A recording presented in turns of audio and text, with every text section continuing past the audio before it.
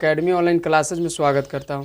तो दोस्तों हम लोग पढ़ रहे थे, हम लोग क्या आज पढ़ना है, क्या समास पढ़ना है। हम लोग पहले पढ़ चुके थे, अब पढ़ना है आज हम लोग के समास, और समास के बारे में जानते हैं, ठीक ना। तो देखिए समास से सबसे पहले एक ऑब्जेक्टिव क्वेश्चन बनता है, आपसे पूछ सकता है कि समास का शाब्दिक अर्थ क्या होता है। समास का शाब्दिक अर्थ क्या होता है। तो अगर आपसे पूछ देवे ना कि समास का शाब्दिक अर्थ क्या है, तो आप बोलिएगा ना कि समास का शाब्दिक अर्थ होता है संक्षिप्तीकरण, यानी उसका छोटा रूप, यानी जो बड़ा रूप है ना उसको छोटा रूप करके जो बनता है ना वही काची है, समास है। जिसे देखिए बताते हैं आपको, जिसे देखिए राजमहल लिखल है, इसका देखिए समास विग्रह करला पे देखिए आएगा राजा का महल। देखिए समास विग्रह करेंगे तो काची आएगा, राजा का महल। इसका देखिए छोटा रूप काची तैयार हुआ, राजमहल, यानी इसका छोटा रूप बना ना तो वही है समास का। आपसे पूछेगा कि समास का शाब्दिक अर्थ क्या होता है, तो आप बोलिएगा संक्षिप्तीकरण, या उसको हम लोग बोल सकते हैं छोटा रूप, समझे ना। तो वही है। अब देखिए डिफिनेशन की बात आता है कि समास किसे कहते हैं, डिफिनेशन की बात आता है। आप देखिए ऐसे क्वेश्चन आपको पूछता है, आपसे पूछेगा 3-4 नंबर के क्वेश्चन इससे आपसे पूछेगा, 3 गो ऑब्जेक्टिव आपसे पूछ सकता है इस चैप्टर से, समाज से। आप देखिएगा क्वेश्चन बैक उठा के तो आपको सब्जेक्टिव ऑब्जेक्टिव इससे मिलेगा 3 गो, करीब 3 गो मिल जाता है, समझे ना। तो चलिए देखिए समास का डिफिनेशन। तो देखिए सबसे पहले एक से समझ लीजिए, देखिए इस समास इसका विग्रह करल है ना, तो कितना शब्द एक मिला है, यानी 2 या 2 से अधिक शब्द मिला है। अब मिल के क्या बना है, एगो छोटा रूप बना है, और यहू का बना है, नया रूप बना है, वही काची है, समास है। यानी कि इसका डिफिनेशन होगा कि 2 या 2 से अधिक शब्दों से मिलके जो छोटा और नया शब्द का निर्माण करता है उसे क्या कहते हैं, समास कहते हैं। यानी 2 या 2 से अधिक शब्दों से मिलके जो छोटा और नया शब्द बनता है उसे हम क्या कहते हैं, समास कहते हैं, समझे ना। तो चलिए इसको लिखते हैं, समास किसे कहते हैं।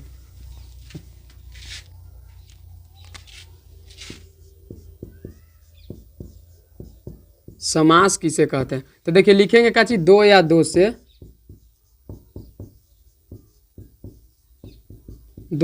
से अधिक शब्दों से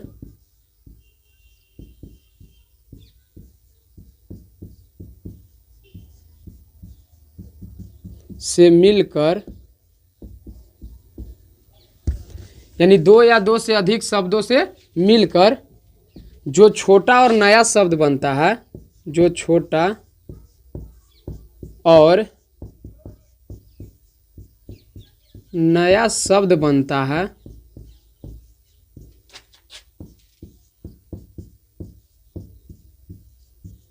जो छोटा और नया शब्द बनता है उसे समास कहते हैं।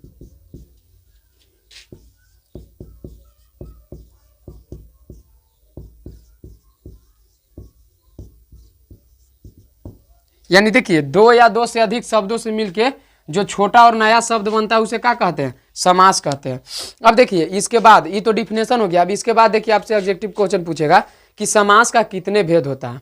आपसे क्वेश्चन पूछेगा कि समास का कितने भेद होता है। तो समास के गो भेद होता है, तो 6 भेद होता है। समास का कितना भेद होता है, 6 भेद होता है। तो लिख लेते हैं इसको भी कि समास का 6 भेद होता है। समास का 6 भेद होता है। यानी देखिए सबसे पहला तो आपसे समास पहचानना है कि देखिए सबसे पहले समास का डिफिनेशन कि 2 या 2 से अधिक शब्दों से मिलके जो छोटा और नया शब्द बनता है उसे क्या कहते हैं, समास कहते हैं। और देखिए यहाँ से इससे पहले आपसे एक ऑब्जेक्टिव क्वेश्चन ही बोले थे कि बन सकता है कि समास का शाब्दिक अर्थ क्या होता है। समास का शाब्दिक अर्थ क्या होता है, तो संक्षिप्तीकरण या छोटा रूप उसको बोल सकते हैं, समझे ना। अब देखिए आपसे यहाँ से ऑब्जेक्टिव पूछेगा कि समास का कितना भेद होता है, तो समास के 6 भेद होता है। अब देखिए यहाँ से आपको पूछेगा काची से, अब आपसे यहाँ से पूछेगा एग्जाम्पल से क्वेश्चन जो लिखेंगे ना। अब समास के देखिए, अब समास लिखेंगे, पहला समास है अव्ययी भाव समास। अव्ययी भाव समास।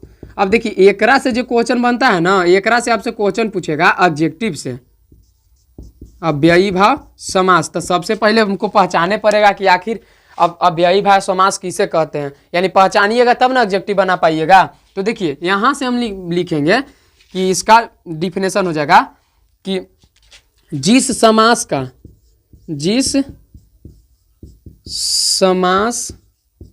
का प्रथम पद प्रधान और यानी जिस समास का प्रथम पद प्रधान और वह अव्यय होता है।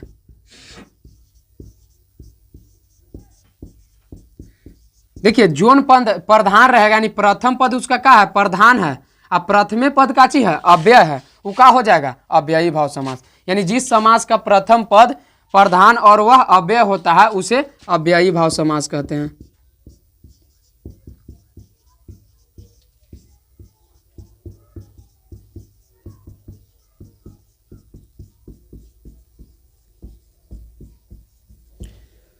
अव्ययी भाव समास कहते हैं। और देखिए इसको एगो पहचानने का तरीका है, आपसे देखिए यदि आपसे इससे पहचाना नहीं रहा है तो आप नोट पॉइंट से पहचान सकते हैं इसको। जैसे आप डिफिनेशन पढ़े, डिफिनेशन से पता नहीं चल रहा है, शायद आप डिफिनेशन थोड़ा बहुत भुला रहे हैं, तो आप एगो नोट पॉइंट है कि जिस समास का, ये नोट पॉइंट है कि जिस समास का प्रथम पद आ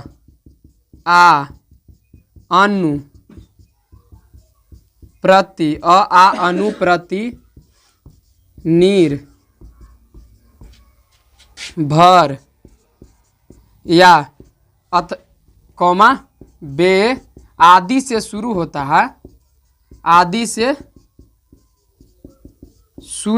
है, उसे अव्ययी भाव समास कहते हैं।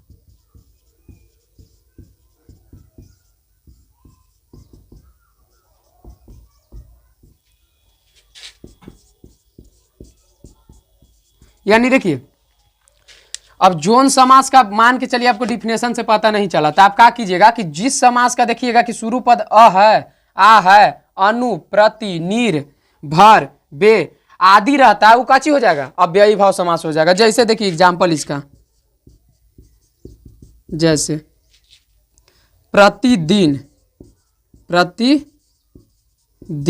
अब इसका समास विग्रह करिएगा तो प्रत्येक दिन आएगा, प्रत्येक दिन। अब देखिए यहाँ पे प्रति का क्या हो गया, प्रति काची था, यहाँ पे अव्यय था, इसी चलते यहाँ पे समास विग्रह किए तो क्या हो गया, ये हट गया प्रति यहाँ पे हट गया ना, आया काची, प्रत्येक दिन, यानी प्रतिदिन का समास विग्रह करिएगा तो काची आएगा, प्रत्येक दिन। जैसे यथाशक्ति।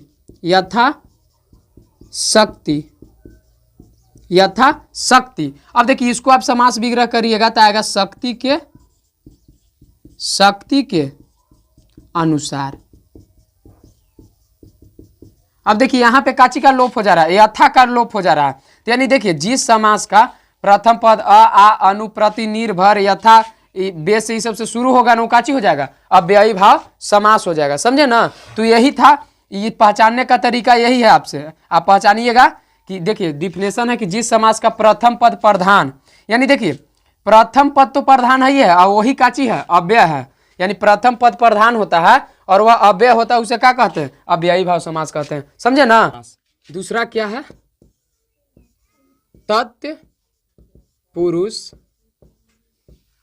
तत्पुरुष समास। दूसरा क्या है जी, तत्पुरुष समास। तो अब देखिए तत्पुरुष समास के बारे में समझते हैं। तत्पुरुष समास के बारे में समझेंगे तो इसमें देखिए इसका हो जाएगा डिफिनेशन कि वैसा शब्द जिसका, देखिए चाहे बताते पहले एग्जाम्पल से बताते हैं। राजपुत्र, राजमहल, देखिए दो एग्जाम्पल समझाते हैं। देखिए राजपुत्र कह रहा था, कहेगा कि राजा का पुत्र, ओकरे न राजपुत्र कहेंगे। अब देखिए राजमहल तो राजा का महल, यानी देखिए इसमें क्या है ना कि केकर ही पुत्र, पुत्र का चीज, पुत्र है जी केकर, तो राजा के, महल है जी तो केकर है, तो राजा की विशेषता केकरा बता रहा, पुत्र के बता रहा, महल के बता रहा है कि ना। यानी कि देखिए लिखेंगे कि वैसा शब्द जिसका अंतिम पद प्रधान होता है और प्रथम पद छिपा हुआ होता है, छिपा हुआ होता है, उसे क्या कहते हैं, तत्पुरुष समास कहते हैं। अब देखिए इसमें है ना, कहिएगा कि राजा तो यहू में दिख रहा, लेकिन देखिए सबसे बड़ी बात है कि विशेषता केकर बता रहा है, कि पुत्र केकर है, किसको चिन्हवा रहा है, कि पुत्र केकर है जी, इंडिकेट कर रहा है, दिखा रहा है कि देखिए पुत्र जो है ना, ये जो पुत्र है जो किसका है, राजा के है, ये जो महल है ना ये किसका है, तो राजा के है, समझे ना। तो इसको अब हमने डिफिनेशन पहले लिखते हैं, तब फिर आपको नोट पॉइंट को बताएंगे और उसके बाद आपको एग्जाम्पल बताएंगे। तो चलिए इसको देखते हैं।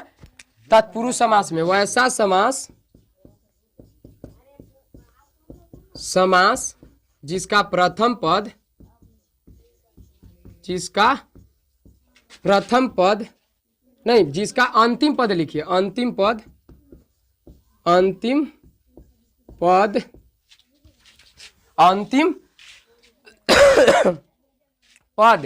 प्रधान होता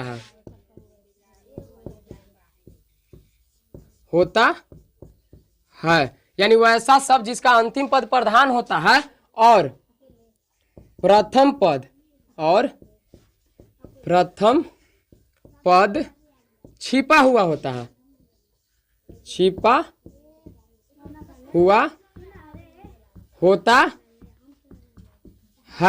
यानी वैसा शब्द, देखिए वैसा शब्द जिसका अंतिम पद प्रधान होता है और प्रथम पद छिपा हुआ होता है, उसे हम तत्पुरुष समास कहते हैं।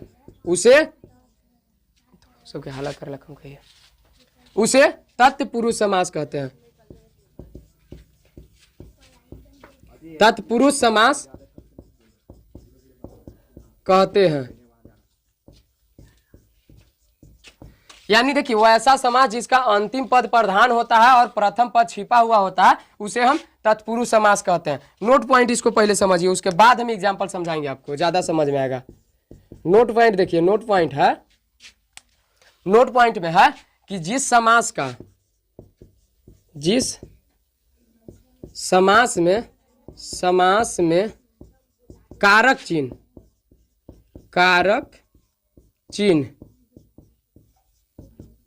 जैसे, यानी देखिए जिस समास में कारक चिन्ह जैसे का, के लिए, से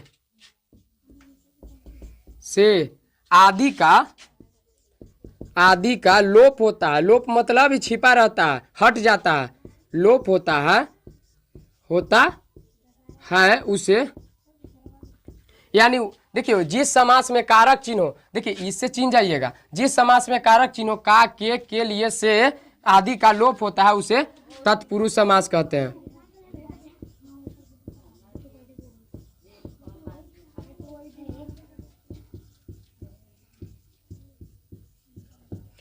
यानी देखिए तत्पुरुष समास में हम नहीं लिख सकते हैं, जैसे एग्जाम्पल इसका देखिए, जैसे हम बताते हैं आपको, बोले लिखे ना एगो कि राजा का महल, राजमहल, लिखे राजपुत्र,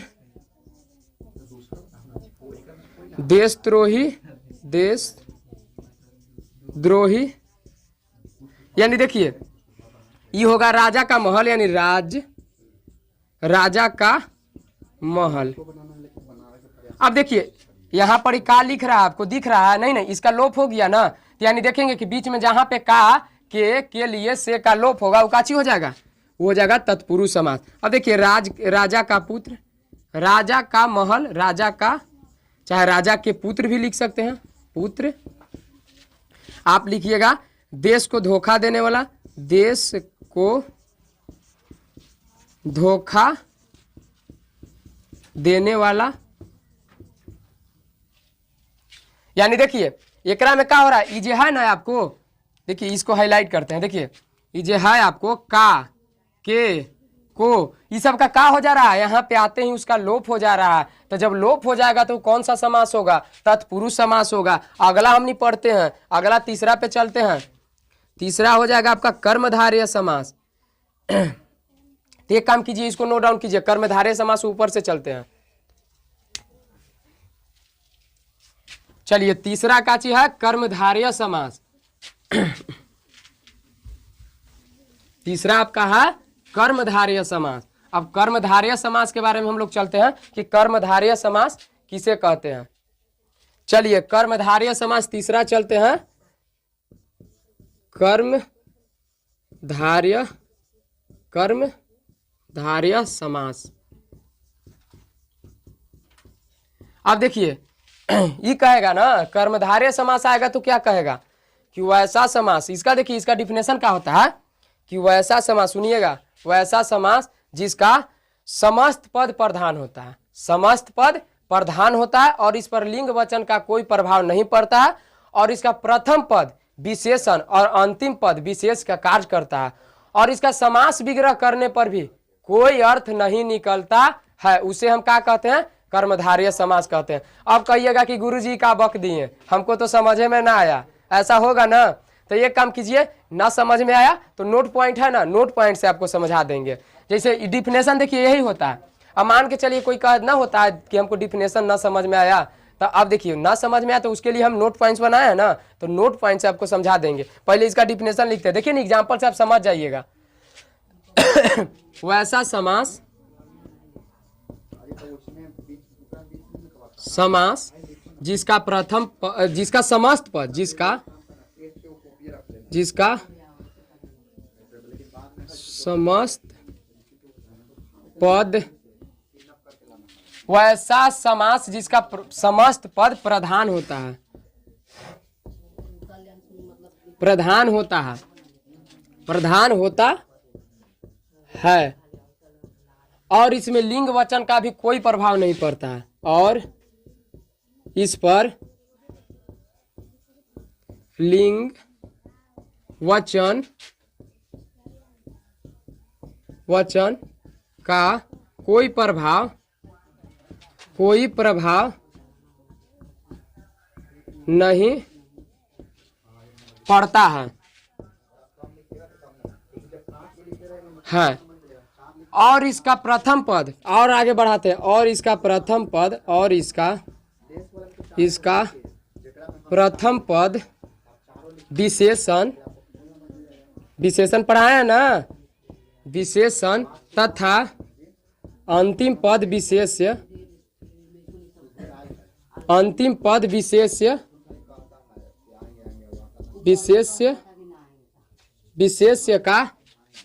विशेष्य का कार्य करता है और इसका आगे और बढ़ाते हैं, और इसका समास विग्रह करने पर, समास विग्रह करने पर कोई प्रभाव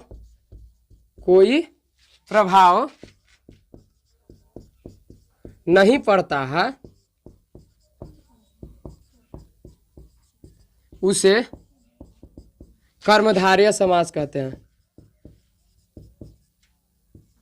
कर्मधारय समास कहते हैं।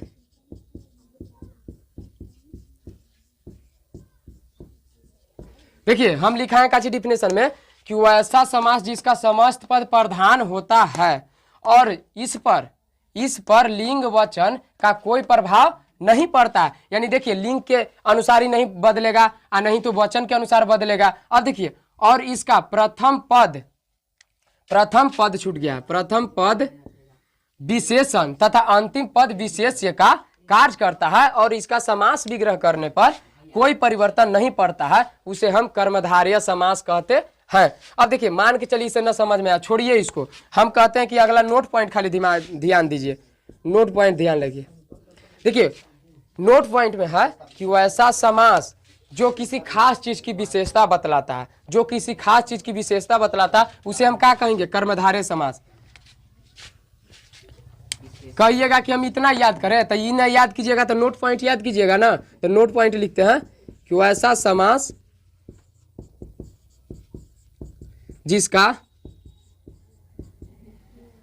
समास जिसमें किसी खास चीज की, जिसमें किसी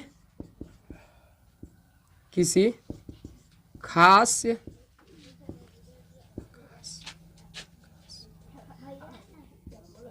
खास चीज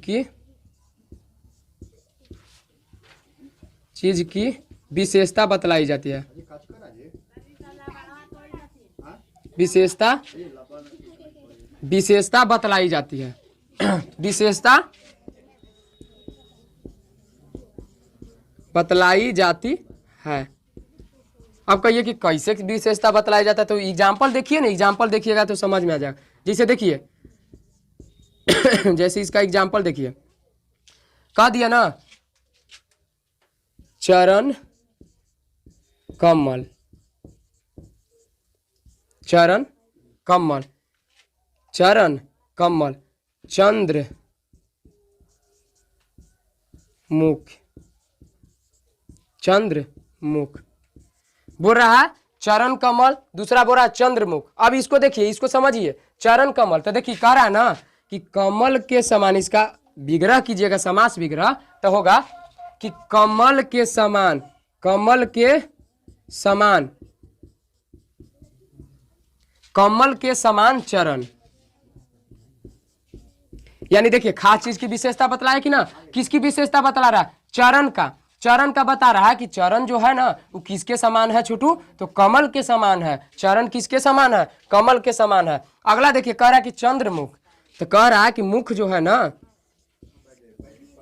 मुख जो है मुख, इसका समास विग्रह करेंगे, समास विग्रह करेंगे तो कहेगा चंद्र जैसा मुख। समास विग्रह कीजिएगा तो कहे चंद्रमुख, चंद्र जैसा, चंद्र जैसा मुख। अब देखिए यहाँ पे किसकी विशेषता बतला रहा है? तो यहाँ पे देखिए विशेषता बतला रहा है ना कि जो मुख है ना, जो हम लोग का मुंह है वो किसके समान है? तो चंद्र के समान। चंद्र मतलब चंद्रमा, आप लोग जानते हैं ना, चंद्रमा भगवान, तो वही चंद्र के मतलब चंद्रमा भगवान के समान। यानी देखिए मुंह का तुलना किससे कर रहा है? चंद्रमा से कर रहा है, यानी चंद्र भगवान से कर रहा है। अब देखिए चरण का तुलना किससे कर रहा है? कमल से कर रहा है। तो ये काची हो गया? किसी खास चीज की विशेषता बतलाया। देखिए तो इसी की विशेषता बतला रहा है ना, तो यही है आपका कर्मधारय समास। अब देखिए आज के लिए दोस्तों इतना ही, चलते हैं। अब कल आपको लेके आएंगे इसका अगला वीडियो, और उसमें 3 गो जो बच गया है उसको कवर करेंगे, समझे ना। तो आज के लिए इतना ही। जय हिंद।